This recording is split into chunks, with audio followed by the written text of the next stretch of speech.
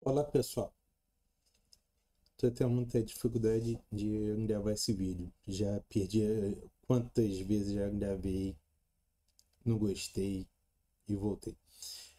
Esse vídeo é muito importante, porque é o primeiro vídeo da saga do curso de nutrição que eu estou cursando, que é uma saga de várias palestras, eventos e tudo que está acontecendo nesse momento, nessa semana, nesse mês de férias, né? Que a primeira palestra foi no dia. Deixa eu lembrar aqui.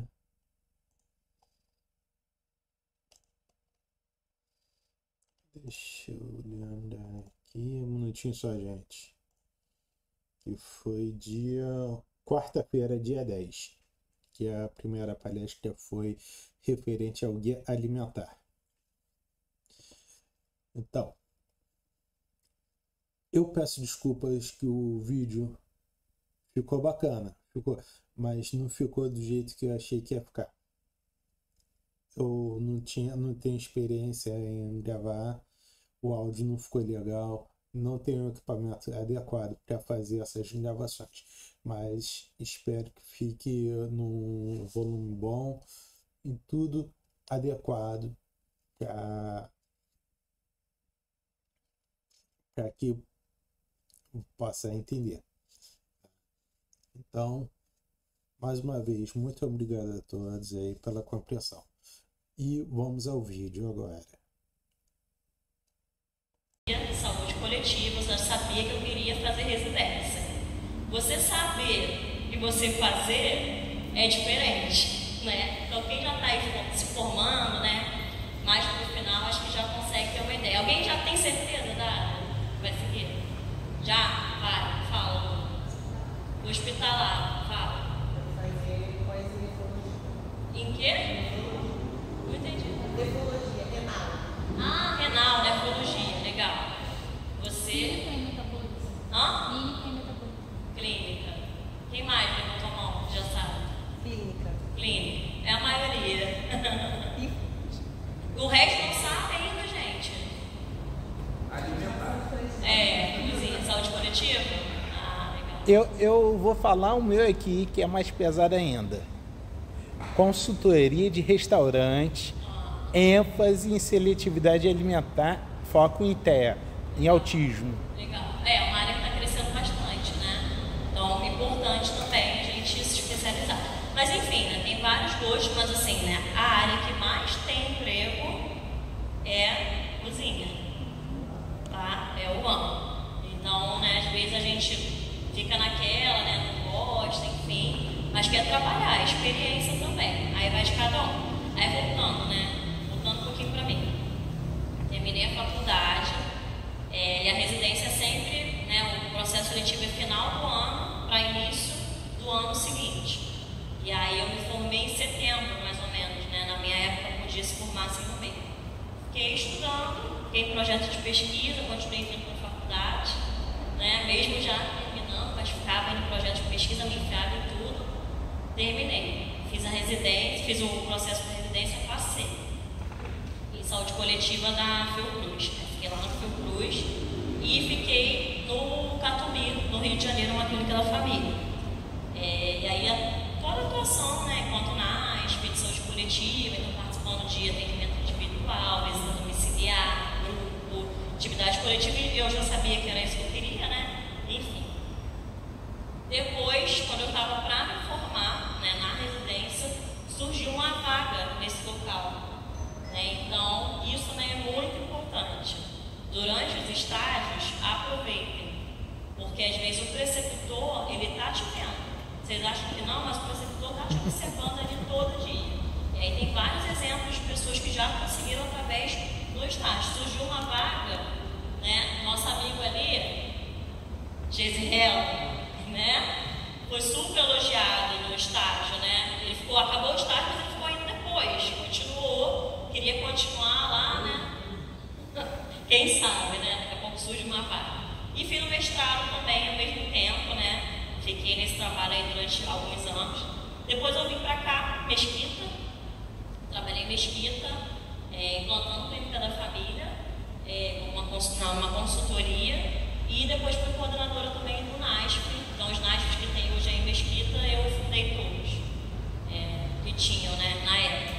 E fui trabalhar na Secretaria Estadual de Saúde. Então lembra que eu falei gestão? Eu trabalhei na coordenação de saúde mental, tá? Então, assim, né, às vezes a gente olha e fala assim, poxa, até eu pensei para esse cara, eu vou fazer como nutricionista, né? Mas a gente tem várias formações, você pode ser sanitarista, fazendo uma pós-graduação, enfim, aí fiquei. E em 2021 fui para gestão também no município do Rio, em uma CAP, numa área de planejamento, né? Então, hoje eu sou assessora do coordenador, e no ano passado entrei aqui na Estácio também, um grande desafio, né, na coordenação da nutrição. Letícia aí no começo, eu lembro que foi uma das primeiras que procurou, eu não sabia nada, gente, nada. Marlon, Lu, me lembro também desde o começo, eu estava completamente perdida, mas tudo se encaixou, né, a gente vai buscando, todo dia a gente vai aprendendo, né, e por que eu trouxe um pouco, né, dessa trajetória? Porque faz parte, e todo dia a gente vai acabar aprendendo, vivenciando novas oportunidades, né? Então a ideia também de trazer pessoas de fora, né, de ter essas atividades, é para vocês verem que quanto que a gente pode ampliar o nosso leque. Então o Guia Alimentar a gente pode usar para várias atividades, né? Ele foi criado em 2014. Quem lembrou da primeira versão dele? Alguém lembra? Foi em 2006. Ninguém lembra? Primeiro eu nem trouxe, mas a gente pode jogar ele na internet.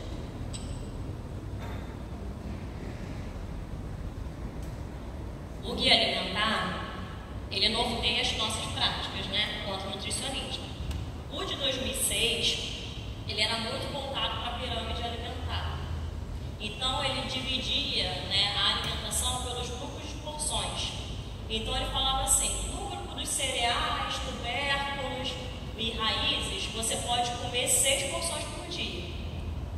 No grupo das frutas, você pode comer 5 porções por dia. Os vegetais folhosos, pode comer à vontade e não fazia essa separação, né, em relação aos carboidratos simples, né, complexos, enfim. E eles se baseavam mesmo na pirâmide alimentar. Todo mundo conhece a pirâmide? Já viu? E por que hoje a gente não usa mais a pirâmide alimentar? Quem sabe?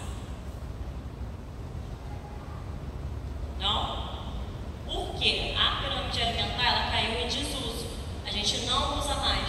Justamente pelo que eu falei, ela não fazia essa diferenciação. Ela só se baseava no número de porções do nutriente. Então ela não considerava o hábito alimentar da pessoa. Porque simplesmente é muito fácil, você fala para qualquer um. Consuma 2.000 calorias por dia e faça tantas porções disso, daquilo outro. Se fosse assim, gente, todo mundo seria nutricionista. Seria muito fácil. Só que não é assim. A gente precisa considerar vários fatores. Tem a anamnese, tem os fatores individuais, tem a genética, tem o metabolismo, tem quais são as práticas daquela pessoa. Será que ela vai para o trabalho e ela trabalha do lado de casa? Ou ela fica 2 horas na condução, que ela perde tempo para ir, apertadinha, que ela vai em pé e ela volta, e ela tem que chegar em casa, ela vai ter que fazer a comida dela, fazer a comida dos filhos, da família, ou não? Será que ela chega em casa e está tudo pronto? Ela não precisa nem se preocupar, né? Então, teve uma blogueira que postou um vídeo agora recentemente, eu esqueci o nome dela, na verdade ela nem é blogueira, ela é atriz. Esqueci, de repente falando, vocês sabem o nome, acho que é Camila alguma coisa. E aí ela postou assim, né, nem todo mundo tem as mesmas 24 horas no dia. E aí ela vem falando da rotina dela, né, ela tem obesidade, e ela fala, eu não tenho obesidade porque eu quero, né, mas como é que são as minhas 24 horas? Qual a rede de apoio que eu tenho? O que eu tenho que fazer? E ela traz um pouco desse conceito, né, de quantas horas que a gente gasta por dia. A gente vai lá, já está tudo pronto para você pegar, né, e fazer, como tem várias pessoas por aí, ou não, a gente tem que, fora que não é só preparar, fora que a gente precisa se planejar para comprar. Se eu for no mercado, eu for na feira, ou no hortifruti, poder comprar minhas frutas e os meus legumes hortaliças da semana, eu não vou comer. Eu não sei vocês, mas eu sou assim. E os nossos pacientes? Qual é a rotina dos nossos pacientes? Nossa amiga ali, qual é o seu nome? Eu? É. Adriana. Adriana, gosta da clínica. Beleza. Clínica é o ambiente mais controlado. Por quê? O paciente está internado. Ele vai comer a alimentação do hospital. Você sabe exatamente a quantidade de calorias, você sabe se vai ser uma dieta hipossótica, se não vai ser, se vai ser uma dieta branda, se vai ser uma dieta pastosa, se vai ser líquida, se vai ser uma dieta normal. Por quê? Porque você está controlando. E quando ele vai para casa? Quando você vai para o ambulatório, vai para o consultório, será que ele tem as mesmas condições dele conseguir manter uma alimentação saudável em casa de quando ele estava no hospital? Será que onde ele trabalha, ele pode levar comida? Ele tem um local para poder esquentar? Ele tem acesso a esse tipo de alimentação? Ou ele vai ali comer um PF, porque o PF é mais barato? Né? Então são vários exemplos que eu estou trazendo para vocês que o guia alimentar ele considera. Então, como tema eu trouxe esse, né, como manter uma alimentação balanceada. Vou disponibilizar depois para vocês também, tá? Então, se vocês quiserem utilizar, né, para alguma palestra, alguma atividade assim também, podem ficar à vontade. E aí não tem como a gente não falar de como é o hábito alimentar da população brasileira, né? Que a gente sabe que não é muito legal. Então, esses dados, né, são do Vigitel. Vocês já ouviram falar dessa pesquisa? Não? Essa pesquisa, ela foi feita em 2015. E aí ela faz uma ligação pelo telefone. Ela liga para as pessoas e ela pergunta, um questionário com várias perguntas. E a partir dessas perguntas a gente consegue identificar qual é o hábito alimentar daquela família, tá? E aí maiores de 18 anos e foi feito nas capitais. Então, a gente fazendo uma reflexão crítica, não considera o interior e outros lugares que às vezes tem uma extrema pobreza bem forte. E aí 64,8% dos brasileiros consomem feijão quase todos os dias, 5 ou mais dias na semana. 37,6% da população adulta consome frutas e hortaliças regularmente. Esse índice era de 29,9% em 2010, então foi bom que aumentou em 5 anos, né? As mulheres consomem mais frutas e hortaliças que os homens, então um percentual de 12% de diferença, né? As mulheres 43% e os homens 31%. E 31,1% tem o hábito de consumir carnes com excesso de gordura, inclusive frango com pele. A maior frequência está entre os homens, 42,6%. E aí aqui estamos, né? Maioria no ambiente feminino. Temos 3 homens. Por isso que os homens morrem mais cedo, né? Isso a gente está falando só de alimentação. Só um exemplo. Sem contar acidentes normais, né? A própria violência, né? Que também é uma grande causa de óbito, né? Nos homens. Cigarro, enfim, né? Uso de drogas, álcool e outras substâncias aí que o homem acaba tendo uma frequência maior do que as mulheres, né? Se vocês olharem, a maioria dos casais é a velhinha que está sozinha ou a velhinha que está sozinha que está viúva? A velhinha. Por quê? Os homens ainda morrem mais cedo. Mas a nova geração, né? A gente está aí para mudar isso, né? Não? Começar um hábito alimentar melhor, fazer atividade física, né? Evitar esses hábitos que fazem mal para a nossa saúde, enfim. Mas é o que a pesquisa traz.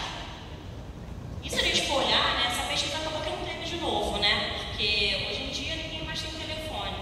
Então, realmente, por isso que eu trouxe essa de 2015, porque foi a última que aconteceu. Continuando com os dados da pesquisa. 20,1% consomem doces quase todos os dias, 5 ou mais dias da semana, e esse índice era 18,8% em 2012. Então, em 3 anos, olha o quanto que já aumentou, quase 2%, o consumo de doce todos os dias. Aí, já que eu critiquei os homens, vou criticar as mulheres. A maioria do consumo de doces é a população feminina, né? Quem já passou aí por atendimento, a própria vivência mesmo pessoal, que a mulher está de TPM, ela quer um doce, ela quer um docinho depois do almoço, por isso que tem um monte de receita fit, né? Então é uma preferência mesmo feminina com a questão do doce, também relacionada aí com o ciclo menstrual. Então o índice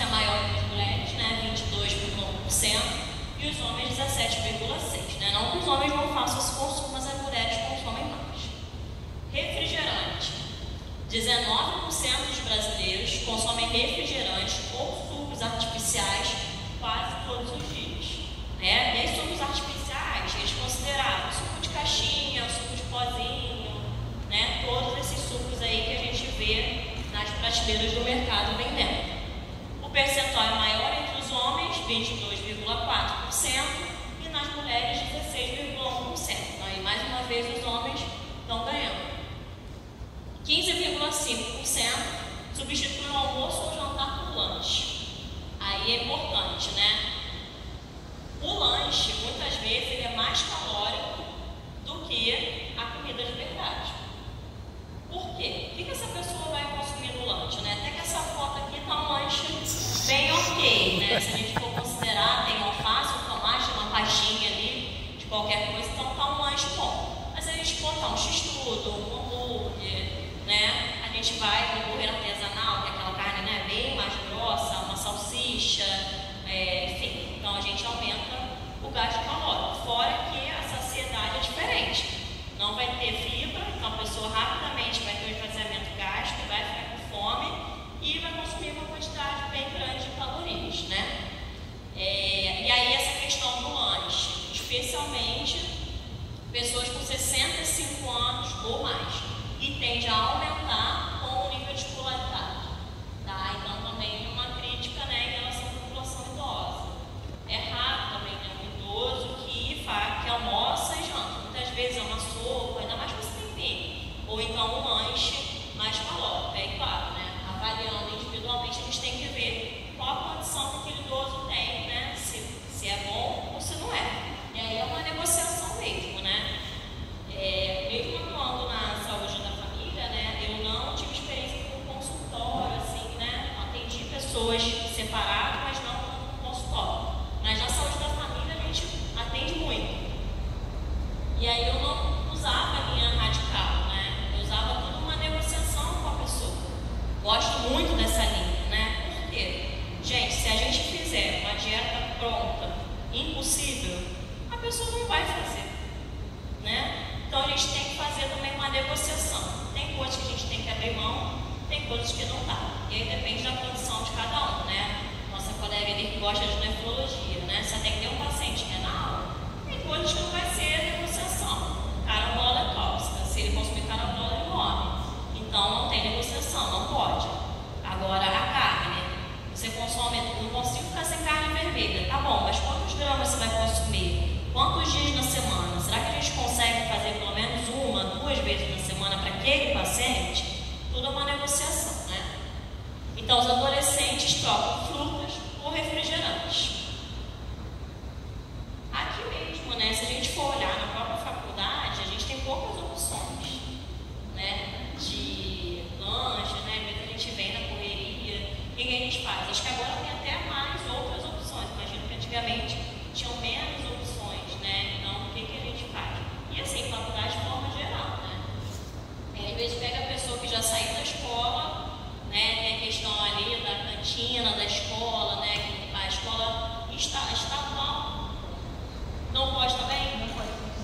E a municipal também já não pode há muitos anos. Só que o que acontece? Tem a barraquinha do lado. Na própria escola tem.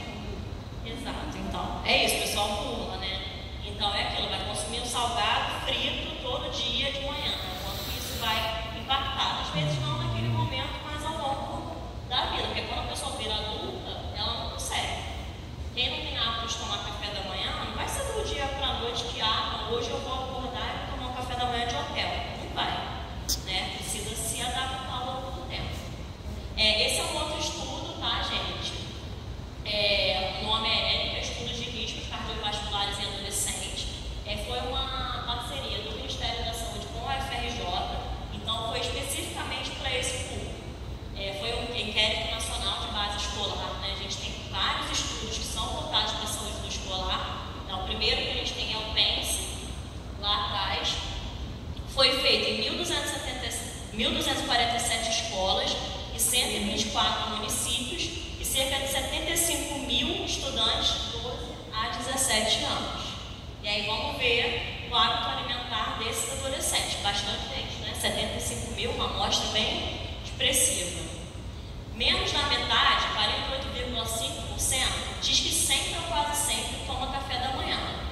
21,9% nunca toma.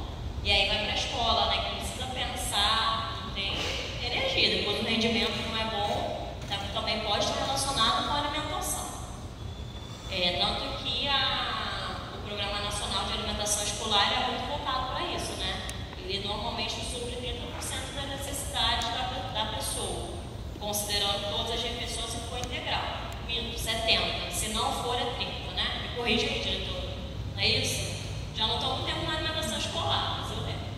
Então, igual também o PAT, né? O Programa de Alimentação do Trabalhador. O local, ele precisa te fornecer uma alimentação, e aí seja, né, por exemplo, um hospital, né, que já tem alimentação, mas os funcionários comem naquele lugar.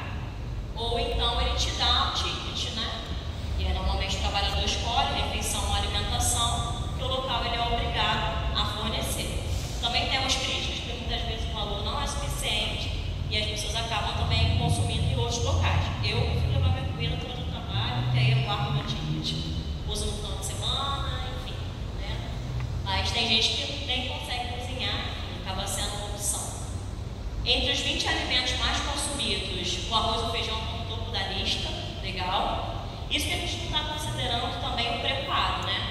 Se o feijão ele tem tempero pronto, se ele tem carne, se ele tem bacon, se ele tem linguiça, carne seca, né? Tem gente que não faz feijão, faz feijoada.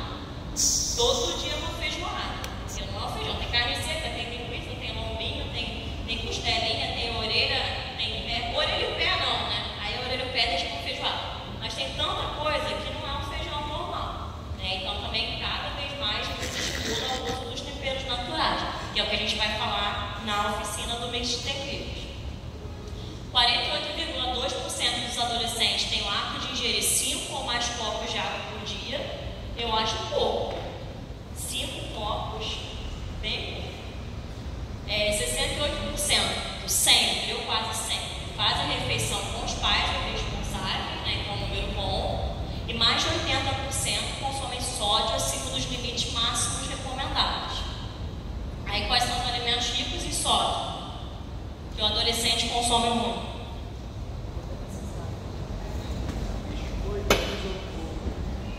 Não ouvi. Aquele biscoito amarelo de isopor. Biscoito amarelo de isopor, batata frita, Danone. Também tem sódio, mas nem tanto. Mas tem o principal: miojo. Se a gente for olhar o temperinho, aí tá aí uma coisa que a nutrição me ajudou. Não como, de jeito nenhum. Não consigo, não dá mais. Mas por quê? A gente vai aprendendo. Quem tá no início ainda tem chance, gente. Calma, que ainda falta. A Lohane come com certeza, pela Rio. Sei que não consegue, come miojo. Come. Sabia, só pelo jeito que você viu eu já percebi. Mas enfim, né? Acaba sendo miojo e aí também hambúrguer, né? Esses lanches têm muita quantidade de sódio. Claro, né, gente? Uma vez é óbvio que você vai consumir de vez em quando, mas a questão são todos os dias, né? E 100% consome vitamina E e cálcio abaixo do adequado. O que é um problema, né? Porque a vitamina E é antioxidante e a nossa reserva de cálcio é formada até os 21 anos. Depois, é só ladeira abaixo.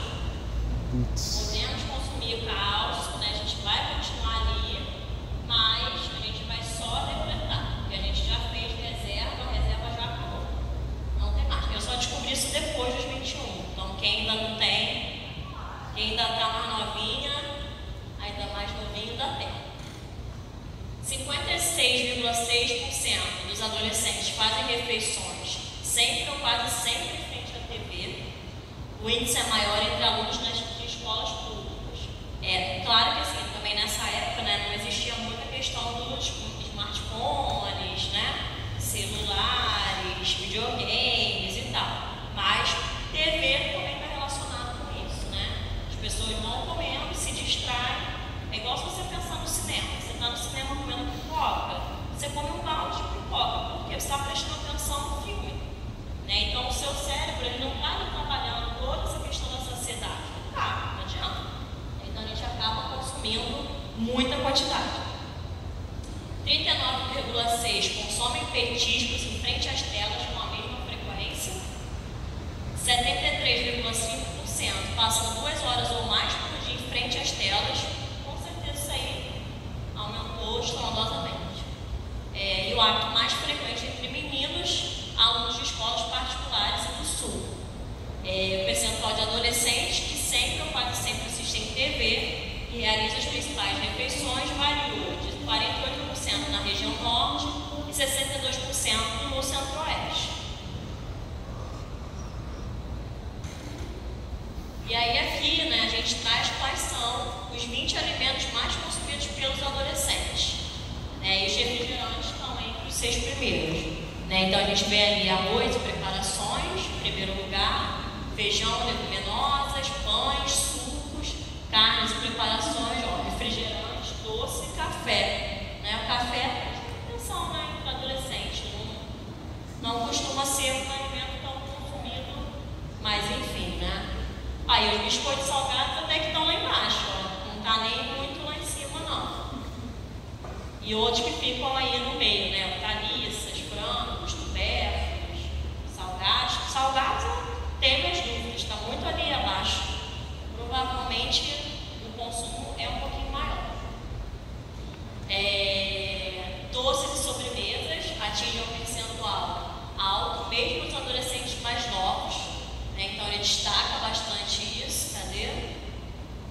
Aí separando, as meninas e os meninos, Então ali, no terceiro a gente já vê a diferença, Sucos e pães trocados, depois refrigerante, doces e sobremesas nas meninas é maior do que nos meninos e etc, De resto fica parecido. E olha só, gente, olha que chama atenção também. Olha as frutas dos meninos, em último lugar. 18%, muito pouco, ou seja, quase não consomem frutas.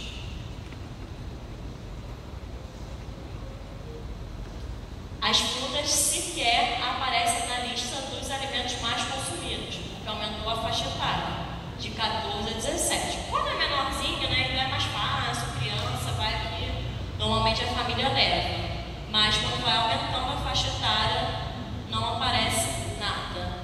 Nem dos meninos, nem das meninas. De resto, fica bem parecido. E claro que a gente tem que falar, os alimentos ultraprocessados estão cada vez aí mais presentes, com altíssimas quantidades de açúcar, gordura, sódio. A gente tem hoje no mercado outras versões, diet light, mas tem muitos corantes, conservantes e elementos que não são naturais. Qual é a diferença do diet light, gente? É igual? Não. O light, ele é reduzido em algum nutriente.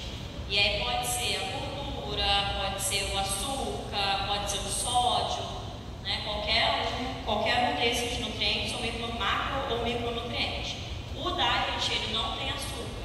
Então, muitas vezes o paciente, que ele é diabético, eles confundem diet light. Então, a gente também precisa estar atento ali para poder explicar. Ele está consumindo um alimento light, mas ele pode ser reduzido em sódio. Para ele que é diabético, qual a diferença ele vai fazer? Não vai. Mas se ele não já está caindo, zero. A mesma coisa. O zero e o diet, A gente quase não vê mais diet. Verdade. O zero é a nova nomenclatura para o diet mesmo. Agora também a indústria vai se modernizando, vai usando fit e outros nomes aí para tentar magro, tem aquele açúcar que é magro. Ele não é adoçante, ele é açúcar, ele é misturado. Ele é 50% adoçante e 50% açúcar. Mas por quê? A indústria faz para poder vender. E aí, as pessoas acabam sendo enganadas, a verdade é essa. Frutas e hortaliças não estão mais na lista dos alimentos mais consumidos no Nordeste e no Sul o consumo de refrigerante é mais frequente. Então aqui tem o gráfico só para poder representar também a diferença entre as regiões do Brasil que a gente tem o hábito alimentar. E aí, o que a gente se preocupa? Com o excesso de peso e com a obesidade. Quando tem um infográfico, eu não trouxe, mas que ele mostra, quando você pega uma criança com obesidade, a chance dela se tornar um adulto também com obesidade é bem maior. Então, 1 a cada 3 crianças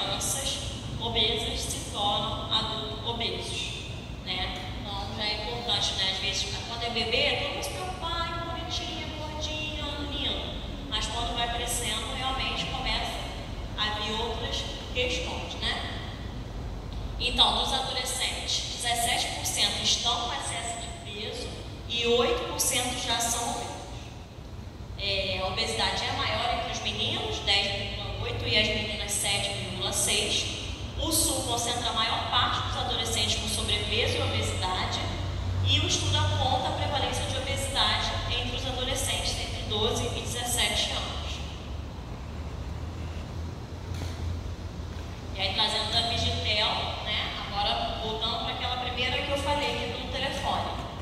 53,9% da população está acima do peso, né? E aí ele mostra a evolução, né? Então, em 2006 a gente tinha 11,8%, em 2015 18,9%, entre homens 57,6% e mulheres 50,8%, e a obesidade atinge 18,9% da população. Aumenta com a idade, chegando a 32,2% nas mulheres e 55 a 64 anos. Então vai só perpetuando, né? A criança obesa, adolescente obeso, adulto e idoso, né? Aqui é só para trazer um pouquinho para vocês, né? A questão da transição nutricional, né? Também acho que provavelmente vocês já deram um pouco disso, né? O que é isso, né? É a transferência da nossa transição. Antigamente a gente vivia num quadro de desnutrição muito grande, então lá nos anos 70, né, 80, a gente vivia a transição demográfica. E agora não, a gente inverteu. Temos casos de nutrição? Sim, mas a nossa maioria dos casos é obesidade. Tá? Então esse mapa aqui ele mostra no Brasil, no mundo inteiro, né, a prevalência de obesidade. E aí, olha os Estados Unidos, gente, é assustador, né? Olha o vermelhinho ali, como é que tá nos Estados Unidos ali em cima, né? No Brasil ainda nem tanto, a gente ainda está ali na faixa dos 40% e 60%. E outros países mais desenvolvidos, né? Se a gente olhar ali a Austrália, né, que é mais desenvolvido, tem um valor menor, e a África continua com a desnutrição. E aí, qual que é o custo, né? Se a gente for pensar da obesidade, e não falando só de obesidade, né? Se a gente for falar também de doenças crônicas não transmissíveis, né? Diabetes, hipertensão, doenças cardiovasculares, né? Etc. Vocês vão ver, nunca vocês vão pegar um paciente que tem uma condição só, né? Lembra? Nunca pega, gente, a gente só aprende no livro. Porque quando a gente chega para o atendimento, o paciente ele tem tudo. Ele é hipertenso, ele é diabético, ele é obeso, ele tem insuficiência renal. E aí, o que a gente faz com esse paciente, né? E qual o custo que ele vai gerar, né? Por isso que é importante a gente trabalhar a questão da prevenção. Quanto que a gente pode fazer, tudo bem. Depois, né, que a doença já está instalada, a gente não consegue reverter, mas sim fazer um tratamento, né, mais adequado para aquele paciente. Então, um grande desafio para a saúde brasileira, né, além da obesidade, o sedentarismo, o alcoolismo, o tabagismo, né, que a gente já falou. E aí, claro, que o custo é muito maior, a gente precisa também investir nas questões preventivas.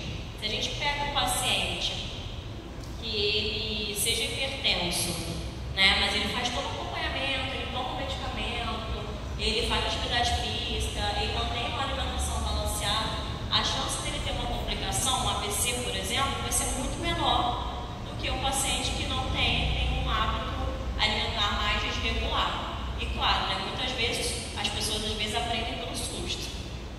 Quando acontece uma coisa assim, a pessoa volta atrás, né? E aí aqui, né, não tem como a gente não falar da questão da cirurgia bariátrica. Com certeza esse dado aí já aumentou muita coisa.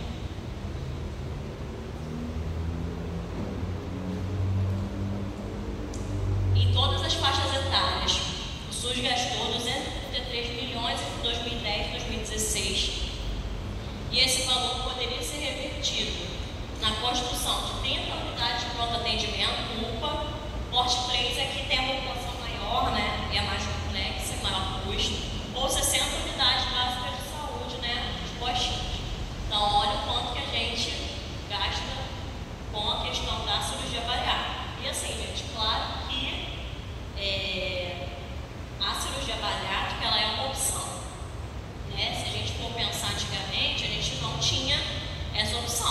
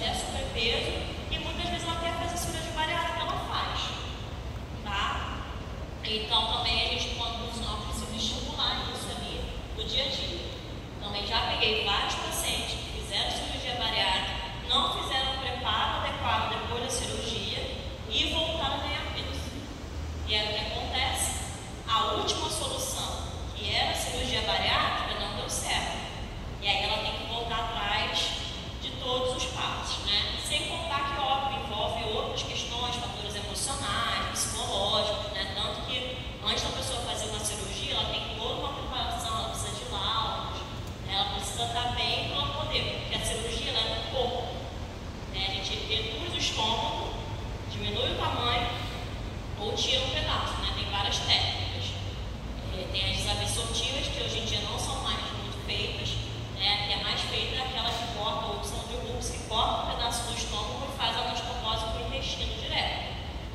Acaba sendo a mais comum porque não tem tanta desabsorção, né? Antigamente cortava realmente um pedaço inteiro do intestino e a pessoa precisava suplementar ali a vida inteira, ia ter deficiências ao longo do tempo. Hoje em dia já não é mais muito comum, mas claro que é importante fazer o preparo antes e também depois da cirurgia.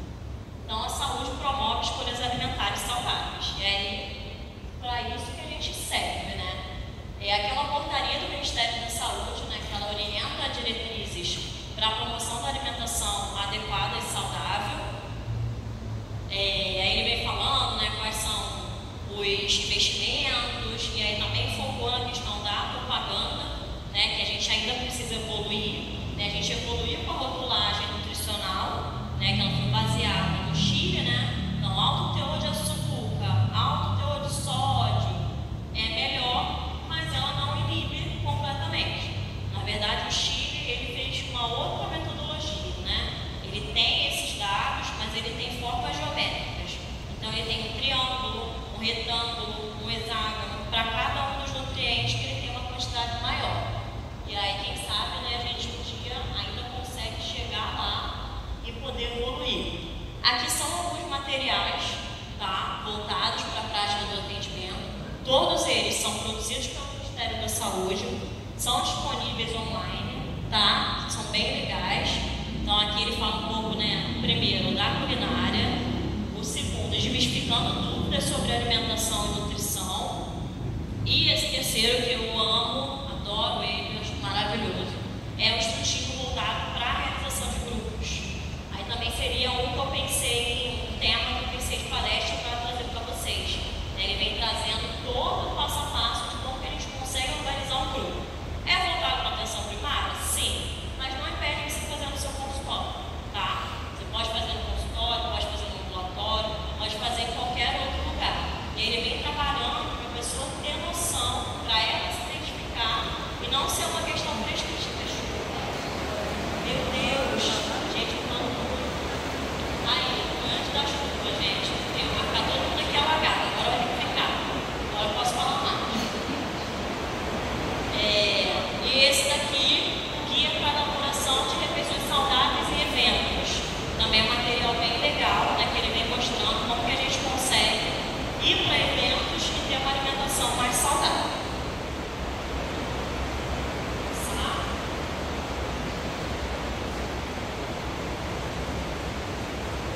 Aí aqui o que eu já falei, né, em relação à questão das cantinas dentro das escolas, né, então públicas e privadas. Claro que, né, a gente não tendo oferta, a gente consegue melhorar um pouquinho a alimentação. E o Guia Alimentar da População Brasileira, ele traz os 10 passos para uma alimentação saudável. Mudou, né, o primeiro guia ele trazia também os 10 passos, mas ele tinha uma outra nomenclatura. Então, primeiro, né, que está muito relacionado com a regra de ouro, que é fazer dos alimentos in natura ou minimamente processados a base da nossa alimentação. O segundo, ele fala para a gente utilizar gorduras, açúcar, sal em pequenas quantidades, só para a gente fazer o alimento. Então tem gente que vai cozinhar, joga, né, o azeite ali dentro. E aí aquela boca enorme vai cair uma quantidade muito maior. O azeite tem caloria, né? Gordura a gente multiplica por 9. Então, quando a gente faz a nossa dietinha ali na mão. Terceiro passo, limitar o consumo de alimentos processados. O quarto, evitar o consumo de alimentos ultraprocessados. O quinto, comer com regularidade e atenção em ambiente apropriado e sempre que possível em companhia. O sexto, fazer compras em locais que ofertem variedade de alimentos in natura ou minimamente processados. O sétimo, desenvolver, exercitar e partilhar habilidades culinárias. 8, planejar o uso do tempo para dar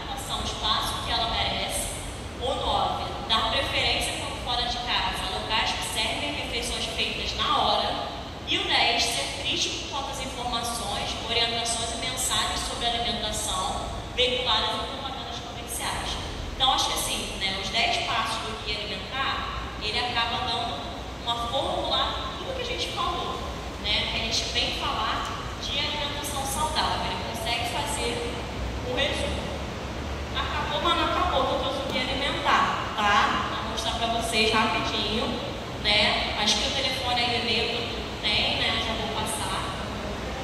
Tem uma parte do guia que era muito interessante, que ela vem mostrando fotos. Aí essa parte que eu falei que eu vou sortear, né? Que tá em espanhol, eu ganhei. O português tá comigo, mas o espanhol eu vou sortear para dar para vocês. Alguém vai ter a sorte aí, né? Vai encarar a chuva, mas pelo menos vai encarar a chuva com o guia já tá na mão.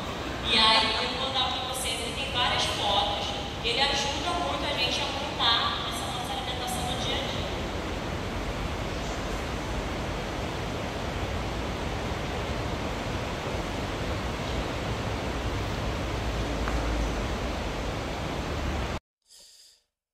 Esse foi o vídeo do Guia Alimentar,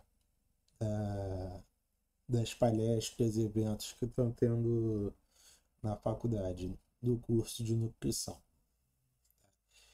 Espero que tenham gostado. Espero que a partir dos próximos vídeos vou estar melhorando os meus vídeos, a qualidade, o som, tudo mais. Eu ainda não sei como vou fazer isso. Eu vou ter que fazer um monte de testes para poder resolver esses problemas aqui. Vou ter que pesquisar muita coisa e até lá eu peço a compreensão de todos que me ajudem dando incentivo, curtindo, compartilhando, seguindo e eu acredito que eu vou conseguir melhorar cada vez mais. Muito obrigado a todos. Tchau, tchau e fui!